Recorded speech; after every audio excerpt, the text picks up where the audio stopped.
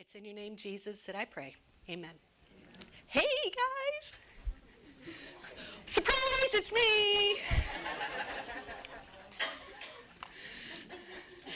Okay, I do promise that the rocks will come into play when you leave. Okay? There will be no stoning, no attempted stoning. Boo, boo. Who said that? They're all back there just pointing fingers at each other. Oh my gosh. Well, you guys had a good Easter week? Everything's good? Yeah? Yeah, it was incredible Easter week, I thought. And today we're just going to kind of carry on that thought of Jesus going to the cross and getting off the cross and living for us, okay? So what we're going to do, there is a story in the Old Testament that I am sure most of you have heard many, many, many times. Okay, it's the story of Moses and how God used him to lead the Israelites out of Egypt. The Israelites were God-chosen people, and they had been, I have a hair. Guys, do you have problems with that? James, you got a problem with that all the time? Okay. He wants the Israelites to be led out of Egypt. They had been enslaved there for 430 years. All right, 430 years. The Pharaoh, he used the Israelite slave as free labor. You know, they're a commodity to him, and they were easily replaced. He didn't care about them. They were beaten, they were overworked, they were punished for not doing the job expected of them.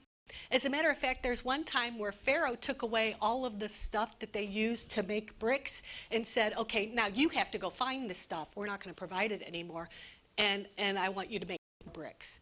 And when the Israelites didn't do it, he called them lazy. It's like, what a jerk. Right? What a jerk. All right. Now, there is a whole backstory about Moses that we're not going to get into. How Moses, as a baby, he was put into a basket and placed into a grouping of reeds in the Nile River. And he was found by Pharaoh's daughter, who raised him as her son.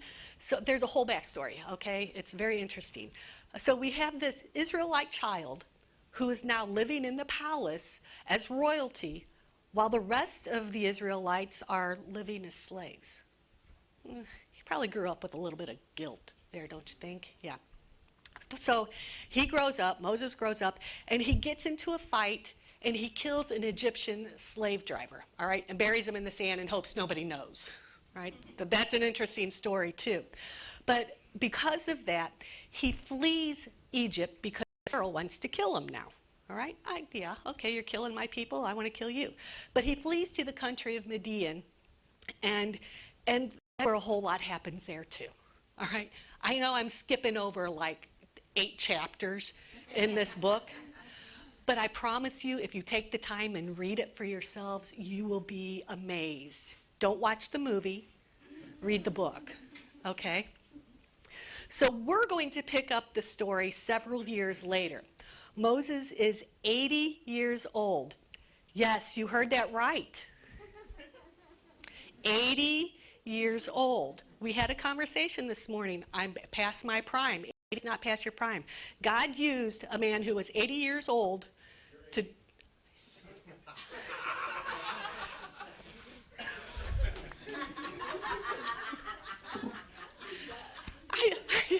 Of all the people, James, I wouldn't think it would have been you.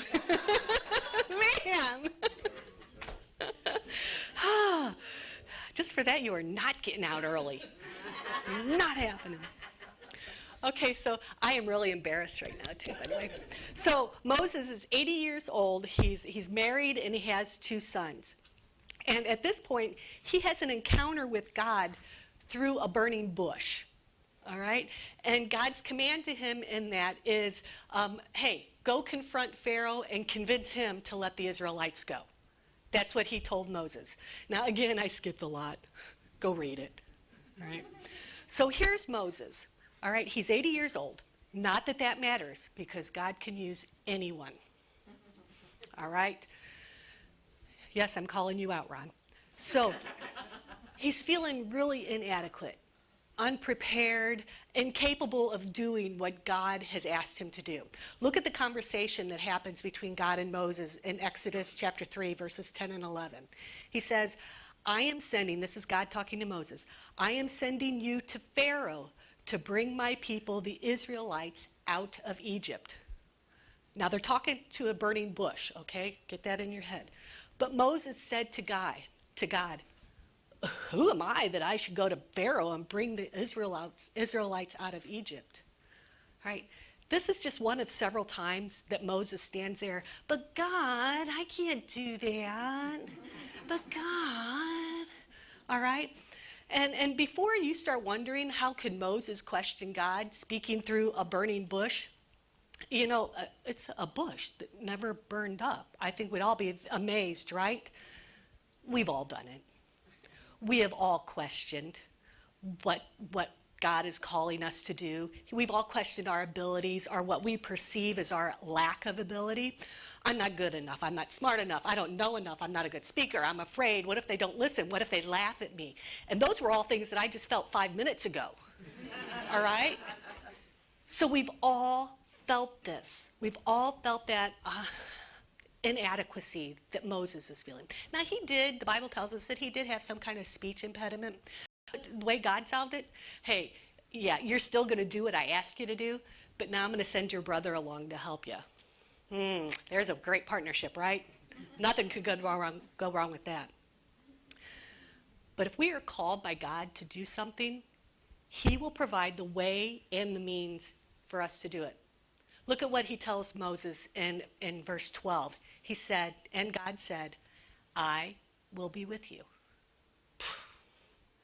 There's God telling him right in that burning bush, hey, I'm going to be with you. That should be enough, right? Well, most of the time it's not. Let's say we are a stubborn people, aren't we? We're just like the Israelites, okay? We don't listen. Moses had his insecurities and his worries and anxieties, and he carried around with him the guilt and the shame and probably pride and doubt. Sound like any of us? I'm pointing right here. And maybe we don't suffer with all those things. Or maybe we have more in our lives that we are challenging us. But remember, God tells Moses, I will be with you. Moses had one main thing to do. Go to Pharaoh and tell him what God said. And this is what God said. Let my people go so that they may come worship me. 6 times that phrase is recorded in this story. 6 times, let my people go so that they may come and worship me. 6 times God is requesting for Pharaoh, well, more than 6 times, but 6 times it said of Pharaoh, hey, let these people go. They're mine. I want them back. He wants the people to get out of slavery so that there's no barrier between them and worship to God. Now, okay, we tend to look at this story through the eyes of the big brass names, you know, Moses and Aaron and Pharaoh and his people. I want us to take a step back and I want to look at it through the eyes of the Israelites. What was going on in the hearts of the Israelites when all of this was going on? Now, it doesn't say, so, what I'm saying is just how I think I would feel with this going on. Remember, they have been enslaved for 430 years. They've been without hope, without direction, just without freedom at all. And here comes Moses and his brother Aaron. Moses come riding back into town. Who is this guy, right? Comes Moses and Aaron, and he's starting to tell the Israelites, hey, God is going to free you. They'll finally have freedom. Then they get to witness the 10 plagues that God brings down on the Egyptians. Again, I skipped a whole lot. But you're getting highlights, okay? 10 plagues. First plague, he turned water to blood. God did this. Frogs, sent gnats, sent flies. Plague on the livestock, boils, hail, locusts, darkness. Yuck. And then the final plague, death to the firstborn son of every Egyptian.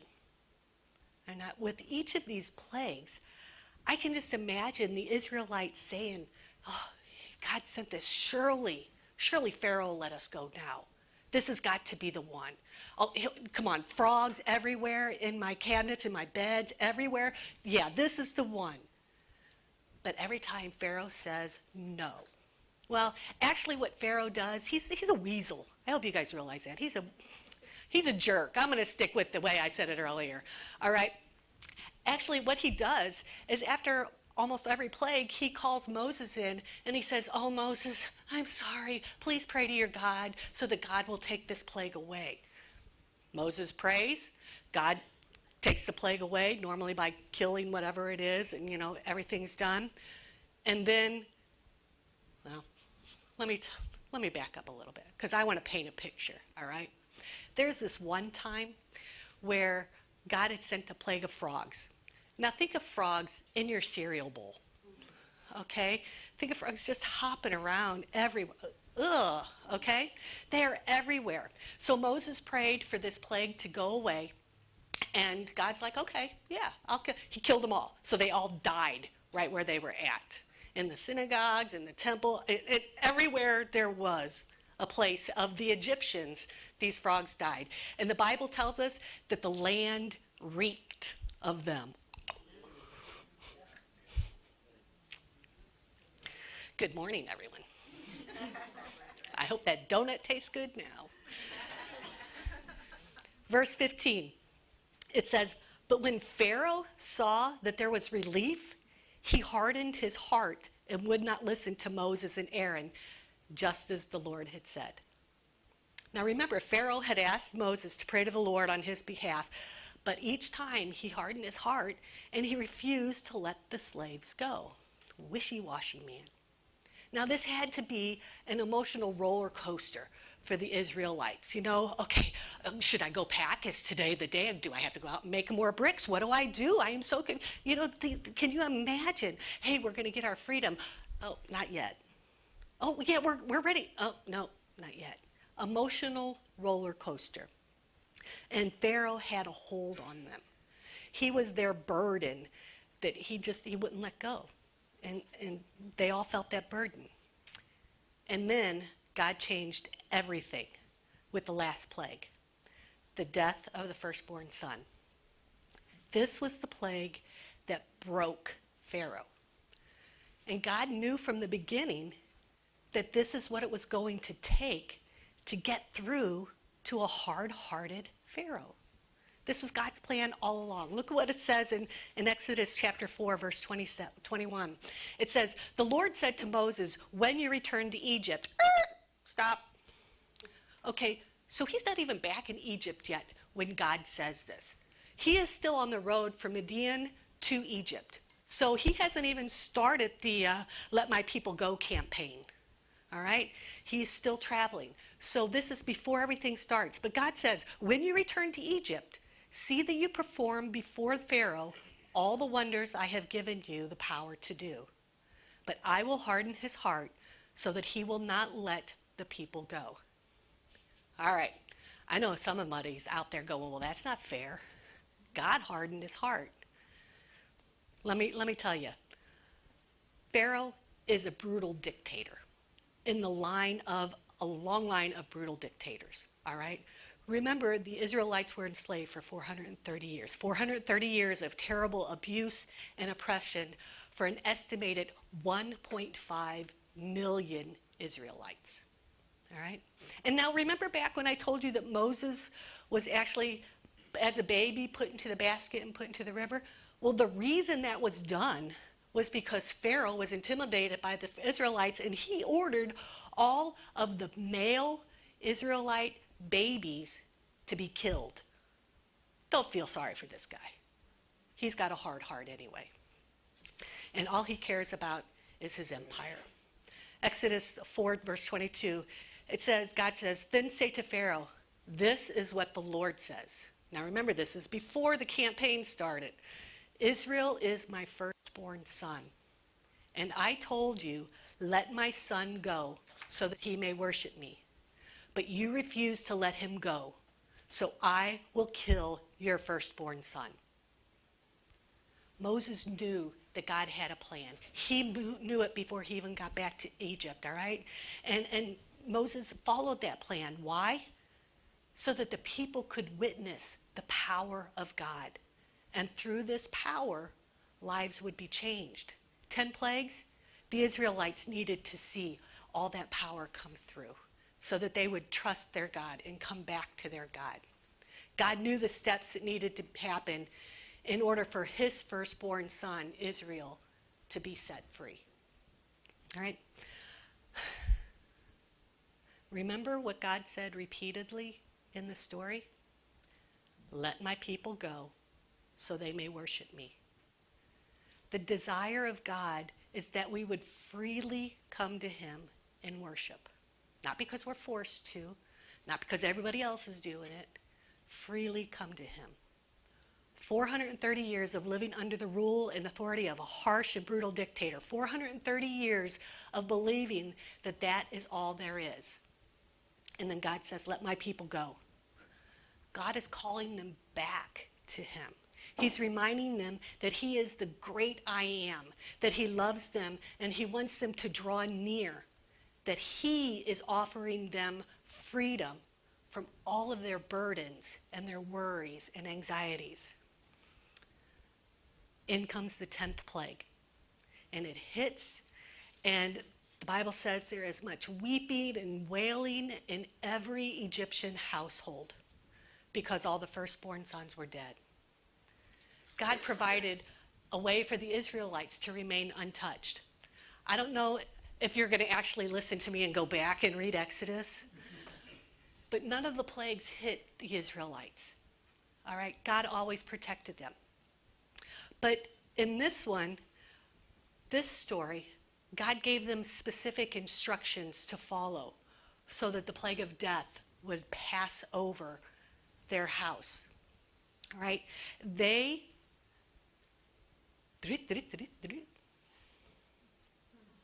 God's power was in the plan. All right? And he wanted the Israelites to recognize the plan and not just be bystanders. Sometimes we forget and we just stand and let everybody else do what needs to be done. Well, God wanted the Israelites to step into this story and be part of the plan to get themselves free. They were not just passive bystanders in the story.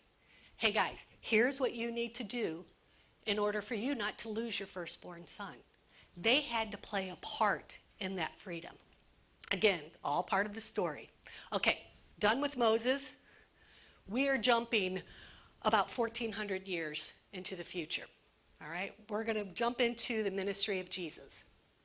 Again, we see that God has a plan. We just witnessed this plan last week or heard about it last week, right? We celebrate that Jesus is out of the tomb. And if you're a Christian, you shouldn't just celebrate it on Easter. You should celebrate it every day of the year, all right? Jesus is a risen Savior, true freedom. Freedom from all the pain and the junk of the world. Freedom from all the burdens and all the sins that we carry around with us. He gave us freedom from oppression. Now, I don't know how many of you guys, do you think of yourselves as slaves? Most of us don't, okay? But I want to show you how we can become chained down and enslaved with the weight of our own sin and burdens. All right, now I've picked a volunteer to come up. She says she's strong. And I want to show you what, you go ahead and sit, hon. Sit down, honey. Hey, this is Chloe. And Chloe's getting paid back for a comment that she made to me yesterday during our build. Hold on to that. Well, you'll find out. You'll find out. I want you to know that I came ready, prepared. Well, I didn't come prepared, but I had gloves from Walmart that fit me. Does anybody notice what's wrong with these gloves? So, Romy gave me these gloves to use. Yeah. I said, Hulk smash!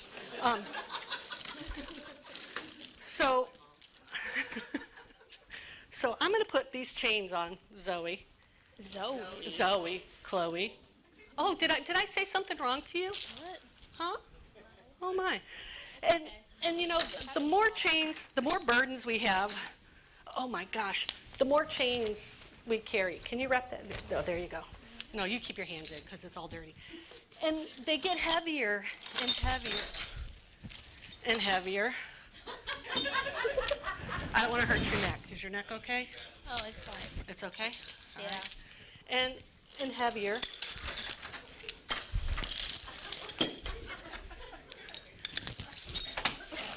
That didn't work. It didn't work. I'm entangled in your burdens. All right. Okay, I think that's all the chains. Okay. All right. That's not too bad right now, just sitting there, right? No. Okay. So we have these chains. And what are holding these chains? Our anxiety, our pride.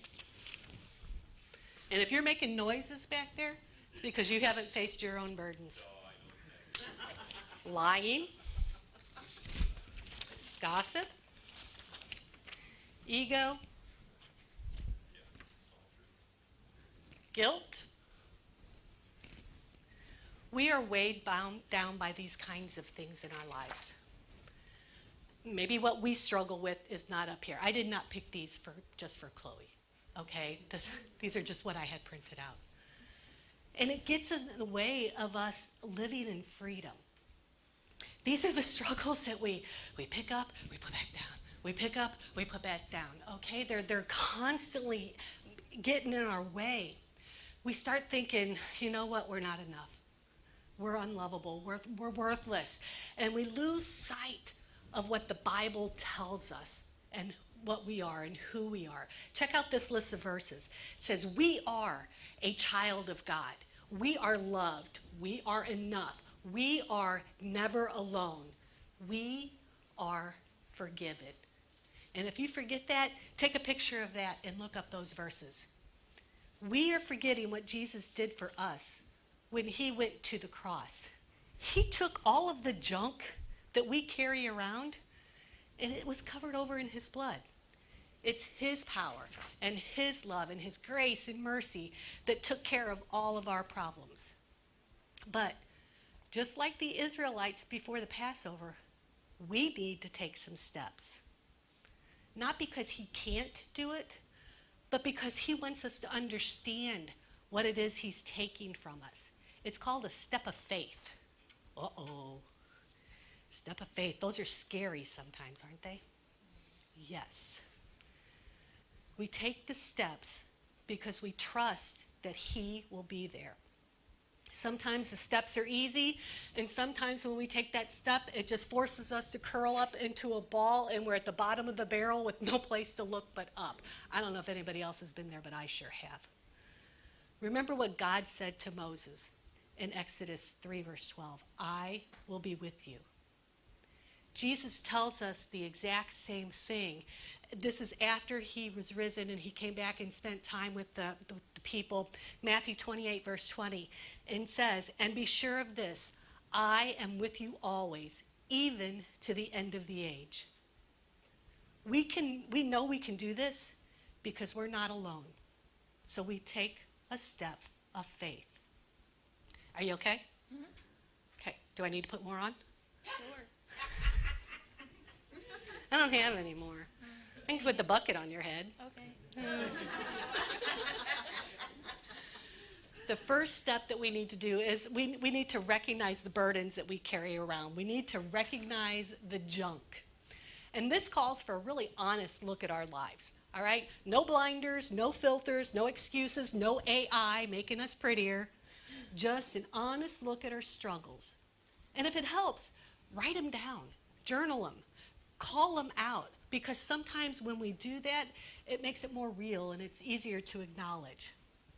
Now sometimes we try to justify how we're acting, or that one sin or that one burden in our life. You all know what I'm talking about, okay? It's the one that we try and explain away because it's not so bad. You know what? It's not hurting anyone. Nobody knows that I deal with this. So I'll just keep carrying it around and no one will notice. It's all good. Well, let me give you an example, okay? This is a personal example. And this is where your statement comes in. I don't even know what I said. I know you don't. All right. I don't know how many of you know this about me, but I love chocolate. Shocker, right? Total shocker. Actually, I like sugar, but chocolate is my favorite kind of sugar. All right? It's an addiction, but it's not a healthy one. And this is how my brain justifies overeating chocolate. Chocolate comes from cocoa, which is a tree that makes it a plant. Chocolate is a salad. Chocolate's a salad. My addiction is sugar, and it's not bad until it controls my life, until it consumes my thoughts, and I continue to just kind of cling to it, okay? Until what happens is I'll eat some chocolate, and I'll feel guilty for eating the chocolate because you just spent 2 hours in the gym. What are you doing eating chocolate? And I'll eat more chocolate, and it's just a vicious cycle, all right? And it separates me from God because I start feeling that shame, that, oh my goodness, you blew it again, Teresa. What were you thinking? Well, I need to recognize it and call it out because it is a burden that pulls my attention away from God. And I need to remember the Israelites. God wanted Pharaoh to let my people go so that they can worship me. Let my people be rid of the burdens that were put on them through 430 years of slavery. He had a plan. He had a plan then, and he has a plan now. We have to be willing. What did you say to me? I'm sorry, I forgot to really call her out. Chloe says, well, Teresa, don't you eat ice cream like every day for dinner? That wasn't me. That was you. No, it wasn't. Or was it your sister, Danica? It was my sister.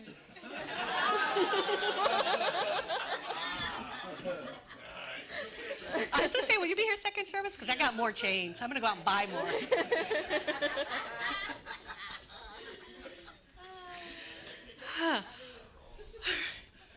We have to be willing to take the steps to get out from under the burdens, just as the Israelites did. So you have to recognize the junk. Now, the second step, you ready? Mm-hmm. We have to let go of the junk. You ready to let it go? Yeah. Break free, girl, break free. Yeah. You can go on. Thank you very much, Chloe. It gets harder and harder to lug around the chains that we carry. You know, the burdens that we insist on holding on to. We have to let them go and just give them to Jesus. We need to lay them down at the foot of the cross and let his sacrifice cover over them. There is a great verse found in Matthew 11:28. I say great verse a lot because all the verses are great. Okay, I hope you guys realize that. Matthew 11:28 says, "Come to me, all who are weary and burdened, and I will give you rest." This is a call to let go of our junk, to be rid of the burdens that are chaining us down. And if you're tired of carrying around, if you're ready to live free of the junk, drop it. Drop it at the cross. Head and heel at the feet of Jesus in the rest that he is offering you. Jesus has you. Jesus has all of us. Now, it sounds almost too good to be true, doesn't it? It really does. All I have to do is drop it and it's done. Sometimes, yes. He gives us rest right away. Sometimes he gives us healing right away. But sometimes we have to heal for longer. Let me give you an example. Think of it in terms of running. Back in 2018, I trained for a half marathon. I know, another shocker, right? Right? I ran and I worked out every day except for Sunday to build up my endurance and miles. And by October, I was ready to take on that 13.1 miles, all right? Little did I know it was going to be one of the hottest days on record for October. It was miserable. And by the end of the race, I hurt so bad I couldn't hardly drag I walked across the finish line with the help of my sons. They actually ran out the last 100 yards, and they ran with me. And I'm like, I can't feel anything. But I finished. I did finish.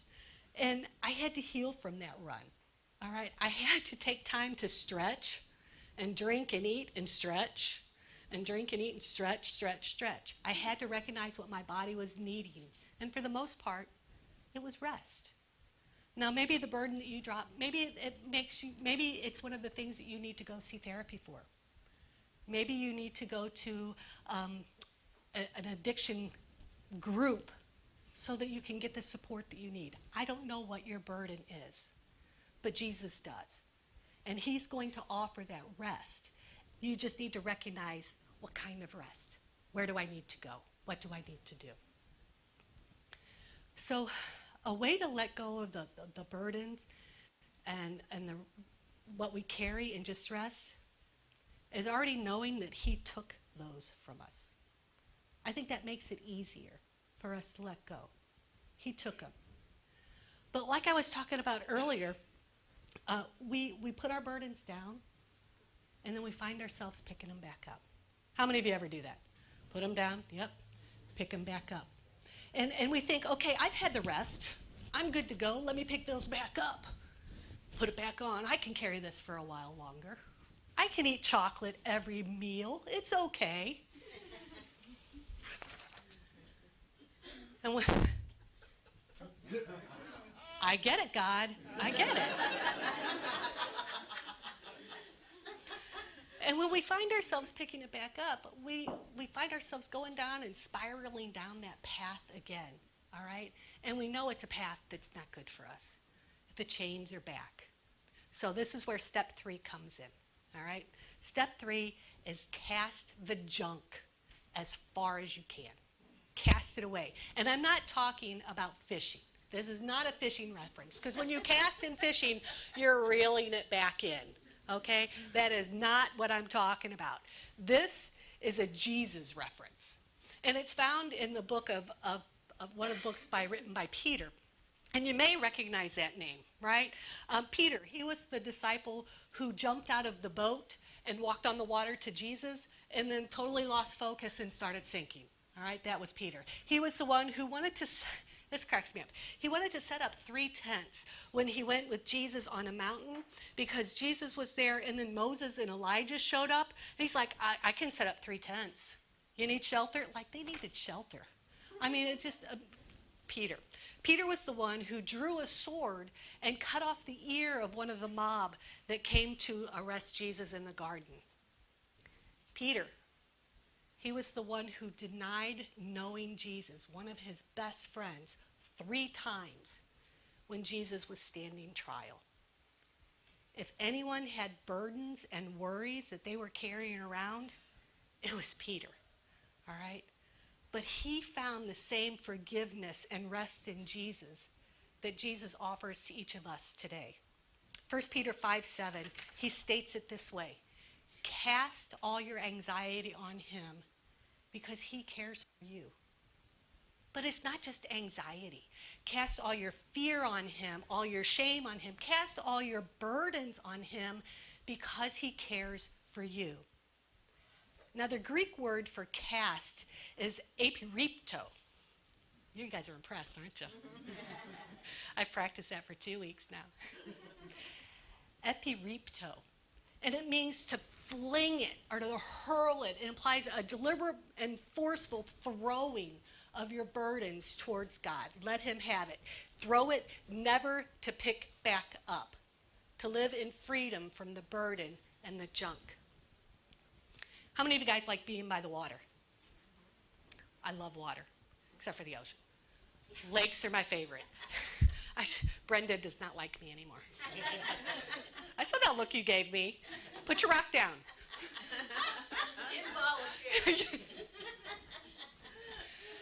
I love being by the water. And one of my favorite things to do while I'm at the water is naturally throw in rocks, right? We're all kids at heart. We all like to skip rocks. We all like to throw it.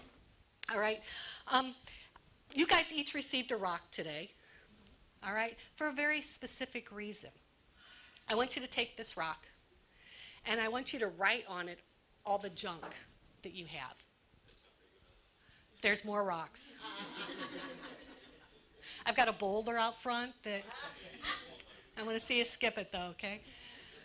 Remember when I said to write down your burdens because sometimes it's easier for us to recognize it? That's what I want you to do. I want you to recognize it, name it, get it out there, all right? And then I want you to take this to a river or a lake or a big body of water where you can't, not some little pond where you can go in and fish the rock back out because you don't want it back. Okay? Go to a body of water, and I want you to skip this rock. I want you to hurl this rock. I want you to epiripto this rock into the water as far as you can. All right? Don't keep it for some paperweight. Don't do that. Get rid of it. It's okay. It's a rock. All right? And then when you hurl it, let Jesus know that he can keep it. God has a plan, and that plan is Jesus. He's already taken care of our burdens. We just have to let it go. So throw the rock, and remember that what God said to Pharaoh. Let my people go so that they may worship me. Let my people go. Let go of the shame. Let go of the burdens. Let go of the anxiety, the worry, whatever you're dealing with. Let it go so that you can come at the feet of God and worship him. Recognize the junk you carry. Let the chains go. Throw the rock and surrender to Jesus and worship him. This was all. When I was asked to do this message by David, I always know that David's going to ask me to preach because invariably, a couple of weeks before it happens, God always puts a thought in my head. And I'm like, okay, I know it's coming, God. Thanks for preparing me. Well, the preparation for this was I was at the gym. I really do work out to get rid of the chocolate. I was at the gym and I was listening to my workout music, and this song came on. And it has stuck in my head since then. And I thought, oh, my friends and family, anybody who struggles with this needs to hear it. Now, this is not a typical song that the Crosswalk would play. So don't expect it to be played again, probably. Unless I preach again. All right. So give it the grace and listen to the words that it is. But we're going to sing it together. So let's stand and pray. And then we're gonna exercise our way out.